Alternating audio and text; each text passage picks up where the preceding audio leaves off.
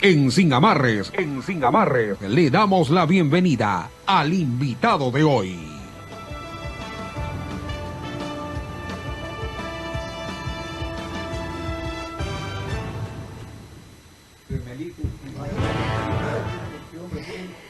Siete de la mañana con 9 minutos. Gracias por estar en compañía de su programa Sin Amarres. Recuerden que pueden encontrarnos en Facebook y en Instagram como Radio Atalaya. También estamos siendo retransmitidos a través de YouTube en nuestro canal Sin Amarres.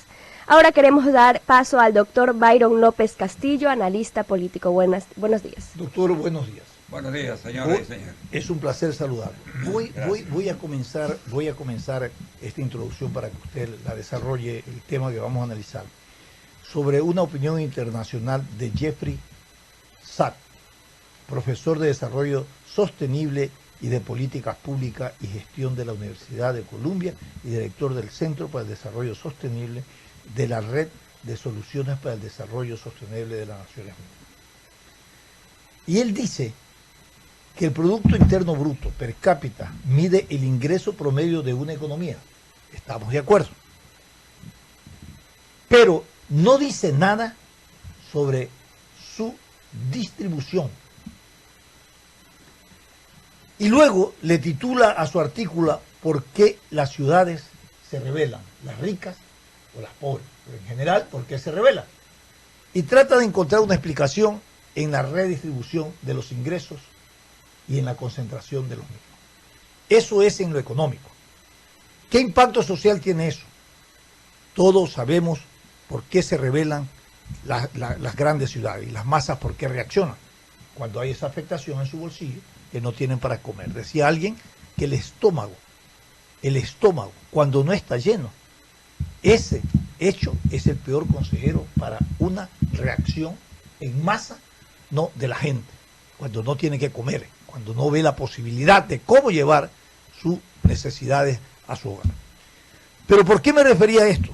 Encontrando esto como una causa de la rebelión de las masas y poniéndolo en contexto con lo que pasa aquí en el país y en otros países de América Latina, para que haya ocurrido lo que ocurrió, en verdad ha habido estas causas, que pueden ser políticas, que pueden ser económicas, que pueden ser sociales.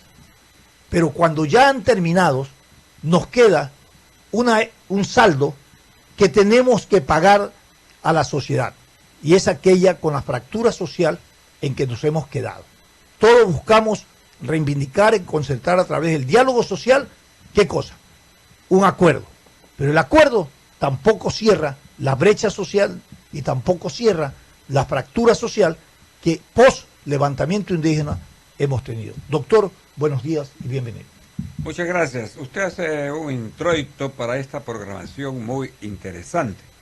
El artículo que publica hoy en Expreso, titulado ¿Por qué las ciudades ricas se rebelan?, de la autoría del comentarista internacional Jeffrey Sachs, se parece a un comentario que lo encontré muy interesante que realiza el día de ayer Andrés Oppenheimer cuando lo entrevista a Ricardo Lagos, expresidente de Chile, socialista, un hombre con concepto claro del cambio social en democracia. Y él plantea, Ricardo Lagos, que el movimiento que está viviendo Chile en este momento no es un movimiento de las clases desposeídas, que es un movimiento de las clases que tienen posibilidades actualmente y que pretenden tener más. Esto es importante que se analiza. Y él dice, cuando yo fui presidente de la República, inauguré unos barrios populares con viviendas cómodas para la gente. Y se me acercan ahora a decirme que por qué cuando yo les di esas casas no les di el terreno necesario para poder aparcar sus carros. Y él les preguntó, ¿tú tienes carro ahora? Sí, todos tenemos carro. Cuando yo hice la casa, no me imaginé que ustedes iban a llegar a tener carro. Esto es interesante porque significa que hay un cambio social hay un extraordinario de vida, claro, que tiene que analizarse para llegar a conclusiones que no siempre son las de que la violencia arregla los problemas. Es una entrevista muy interesante la que hace el señor Oppenheimer a Lagos, que no es una figura pues de botarla a la basura, es una figura mundial reconocida por su capacidad y por su gran éxito como presidente de Chile, con una orientación de izquierda pero democrática. Eso más o menos es lo que está insinuando este señor, al que usted se refiere al momento de comenzar esta conversación con el artículo que publica hoy Expreso. Esto es importante que se destaque. En el Ecuador, concretándonos al tema nuestro, se han vivido 12 o 14 días de angustia, de zozobra, de destrucción, de odio, de revanchismo, etcétera, etcétera, etcétera. Queda una sociedad lesionada, una sociedad herida, una sociedad disminuida económicamente. Si se luchó porque el subsidio al combustible debía ser eliminado, porque perjudicaba a las clases pobres, los 12 o 14 días del desasosiego en que vivió el país le significan indudablemente mucha mayor cantidad de dinero que la que dice que se perdía con motivo del subsidio. ¿Qué quiere decir con esto? Que los movimientos sociales deben ser orientados a procurar mejorar y no a desmejorar a la colectividad, a la sociedad en general. ¿Qué hay ahora? Definitivamente la urgente necesidad que la sociedad ecuatoriana, todos nosotros, porque lo que nos hace falta es lo que voy a decir a continuación, un mea culpa. Todos somos responsables de lo que está pasando en el país. Aquí estamos acostumbrados a echarle la culpa al de atrás o al de adelante o al de al lado, pero nunca asumimos una responsabilidad todos, y eso es lo que nos hace falta. ¿Qué insinúa entonces? Que haya una gran concertación nacional, pongan el nombre que se quiera, un diálogo nacional de verdad, para que todos podamos expresarnos con la libertad de expresión de la que todavía gozamos, expresar qué es lo que sentimos, qué es lo que queremos y qué es lo que buscamos. Hay abierta la puerta en este momento.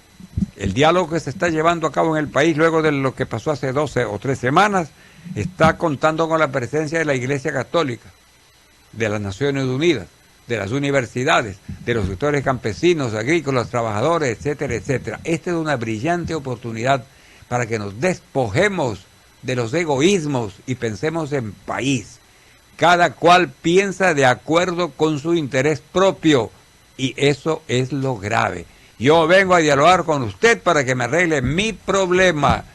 Lo demás no me interesa. Y viene el siguiente, ya arregló el problema de él, se olvidó de mí, ahora arreglemos del mío. Y esto es una cadena inacabable.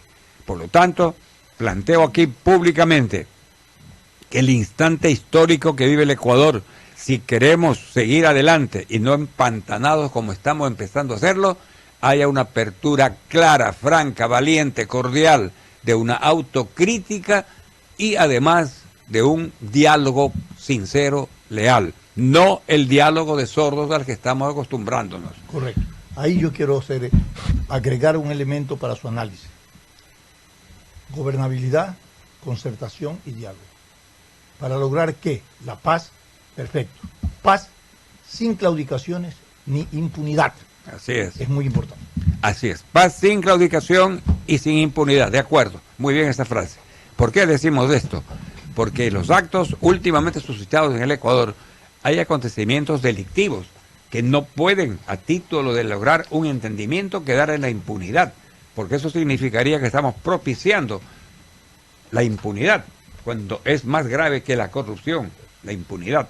Acabo de escuchar hace un momento a la señorita subsecretaria, si no me equivoco, de Anticorrupción. En este país estamos cansados de tanto cargo que hay para luchar contra la corrupción. Comisión Cívica de Lucha contra la Corrupción, Comisión Nacional contra la Anticorrupción, Subsecretaría de Anticorrupción, etcétera, etcétera. La corrupción no se corrige, ni se morigera, ni se termina con la formación de determinados organismos que lleven este nombre de anticorrupción. Pero también de leyes, porque hay 14 proyectos de ley en la Asamblea, 14 proyectos de ley que tienen que ver con el tema de la corrupción. Eso no se va a arreglar con leyes. ¿Qué es lo que hay que hacer en este país? Un autoanálisis también. La corrupción es un procedimiento doloso de doble vía. Tan corrupto es el que da como el que ofrece, el que pide como el que da. Todo acto corrupto es de naturaleza bilateral. Existe el corrompido y existe el corruptor. A mí me sorprende, por ejemplo, cuando hablo con choferes de taxi que me dicen que ese vigilante es pícaro, es un corrupto. Yo le di $10 para que no me cite. Y entonces yo le digo, ¿y usted qué es? Corrupto como él. ¿Por qué no se deja citar y vaya a pelear en un juzgado la inocencia suya? Entonces, eso es lo que sucede aquí. ¿Y qué confianza tiene en el juzgado la inocencia de él? ¿Qué Por confianza tiene en la justicia? Esto Por también eso, es un problema. eso estoy diciéndole. Exactamente. El hombre tiene que entender que tan corrupto es el que da como el que pide. Y eso es una cuestión de carácter ético que tiene que sembrarse desde la escuela, el colegio, la vida social. Aquí estamos acostumbrados a ser los más guapos del mundo y a creer que lo que nosotros hacemos está bien y echarle la culpa al de al lado. ¿Corrupta Odebrecht? Sí, señor. ¿Corruptos los funcionarios públicos que cogieron de Odebrecht? Sí, señor. ¿Ofreció Odebrecht? Sí, señor. Para poner un ejemplo, eso también es parte de un análisis sereno y profundo. La lucha contra la corrupción es una lucha permanente por parte de toda la sociedad. Que haya un criterio uniforme en cuanto a que hay necesidad imperiosa de imponer un criterio de ética, de honestidad y de moral que lamentablemente se está perdiendo en este país. Las proclamas indígenas nunca dijeron nada de la corrupción. Así es. Las proclamas de los chilenos tampoco hablan de la corrupción. Así es. O nos olvidamos o no queremos enfrentar la responsabilidad, doctor. Eso es lo que le estoy diciendo, mi querido Alcides. Hay un deseo de echarle la culpa a otros de algo que no son fundamentales. Si no se lucha contra la corrupción y no se manda a la cárcel a los ladrones los dineros del pueblo y no se pone fin a esta etapa tan dolorosa que viven todos los pueblos, porque no es del Ecuador, Perú, Argentina, Ecuador, Nicaragua, Venezuela, Guatemala, Honduras, para no citar, sino porque se me pueden escapar otros países, en todo impera la corrupción. Y esa corrupción está envolviendo a la humanidad. Eso es lo que nos tiene afectados. Entonces, para tapar los actos de corrupción, en ciertos momentos se lanzan a las calles con gritos de otra naturaleza. Usted anota bien, nadie ha hablado en este movimiento de una lucha frontal para mandar a la cárcel a los pícaros. Y por el contrario, se están empleando tácticas permitidas en la ley, en unas y otras no, para dilatar procesos, para buscar prescripciones de procesos para que no vayan a la cárcel los que se robaron los dineros del pueblo. Y esta es una cosa que le toca también a la sociedad, exigir a la justicia que sea independiente, una justicia que sea valiente, una justicia que no le tenga miedo a nada ni a nadie, una justicia que comprenda que la única forma de hacer justicia es cumpliendo con la ley, aplicando la ley, declarándola y ratificando inocencias, pero condenando a los pícaros y a los ladrones. Correcto, pero aquí en el Ecuador tampoco se reivindicó la lucha contra la corrupción en todo este levantamiento. Todo fue contra el imperialismo, un discurso trasnochado. ¿Y qué lo que dice Alcides y ratifica usted? Claro. Aquí no tenemos la valentía de destacar cosas que nos afectan inclusive a todos, si queremos hablar en plural. Tenemos que reconocer entonces que en este momento se necesita en el Ecuador, para hablar concretamente del Ecuador, porque es un problema de carácter general, universal casi, un mundo convulsionado. Es un tema para discutirlo largo, que demanda un análisis sociológico, antropológico, etcétera, para averiguar qué es lo que está pasando en el mundo, a qué se debe tanto levantamiento, tanta cosa que nos sorprende a quienes tenemos algunos años de vida, porque no se veía antes lo que vemos ahora. Eso demanda una serena actuación, una profunda actuación, una reflexión bien orientada para establecer los orígenes, las causas, y luego atacar los defectos. Yo quiero, en este programa que me brinda la oportunidad, sin amarres, para hablar lo que pienso, con absoluta libertad, sin temor ni favor a nada ni a nadie, porque cuando hablamos la verdad no tenemos por qué temerle a nada. Y aquí venimos a decir nuestra verdad, para que al frente nos salga alguien que nos diga, no tiene usted la razón, y dársela si efectivamente estoy equivocado o estamos equivocados, o para ratificar nuestros criterios. Con este criterio, que lo mantengo largo de toda mi vida, quiero decir simplemente una cosa. Del problema que vive el país en este momento, que es muy grave, hay una situación difícil, como usted dijo, Stalin al principio, una fragmentación de la sociedad. Hay una sociedad herida, una sociedad insegura, una sociedad que no sabe a dónde va, y así no puede progresar un país. Si no hay seguridad física, si no hay seguridad jurídica, no se puede hablar de progreso en un país. La seguridad jurídica fundamentalmente es necesaria para aquello que todos se llenan la boca diciendo: la inversión viene, tenemos inversión, pero la realidad es distinta. ¿Quién invierte en un país que no le brinda seguridad física, que no le brinda seguridad jurídica? Eso es lo que tenemos que analizar. Y a mí me complace mucho, mi querido Stalin Alcides, que en este programa podamos decir estas cosas. Bueno, tengamos audiencia poca o mucha, debe ser mucha, pero sí queda un hálito de esperanza para creer que el Ecuador no caerá en las tenebrosas noches en que han caído otros países que están confrontando problemas iguales al nuestro. Yo creo siempre, y soy optimista, el Ecuador no caerá nunca en el fango al que quieren llevarlo. Aquí hay una serie de factores que determinan que el Ecuador es amante de la libertad, y cuando tiene momentos como estos, comprende perfectamente bien y hace lo necesario para salir adelante. Esa es mi posición y ese es mi afán de expositor aquí en este programa, para llegar a la audiencia que nos honra con su sintonía, con un mensaje de optimismo, de fe, de esperanza. Y comprendamos que el Ecuador es un país bendecido por la naturaleza y que estamos obligados a hacer respetar esa bendición con nuestro esfuerzo, nuestra capacidad y nuestro plan de lucha permanente por superarnos por encima de todo y de todos. Como causa de todo lo que hemos analizado y toda la ruptura que ha habido dentro del país, el crecimiento económico sin justicia social es una receta para el desorden. Así es. Ese es un poco de acuerdo. El origen de la crisis. Yo le recomiendo a ustedes, que son hombres de cultura y de información, leer el comentario que hace Ricardo Lagos frente a Oppenheimer. Es un análisis muy serio, sesudo y de un hombre de una valía reconocida. Expresidente de Chile, con un sentido orientado hacia una socialdemocracia, no una dictadura como la que se pretende imponer ahora en Venezuela, Cuba, Nicaragua y se pretendió poner aquí en el Ecuador, porque es un hombre de izquierda y analiza el problema chileno enfocándolo en que es consecuencia de la superación de la clase que ahora quiere ser más. Claro, no se revelan los pobres, se están revelando eso es lo que él dice. Lo que hay ahora es una desigualdad. Sí. Y eso no es un problema que se va a arreglar en 8 días, porque el que va surgiendo y subiendo va haciendo que otros no suban al mismo nivel. Y es interesante analizar, usted es sociólogo, desde un punto de vista sociológico.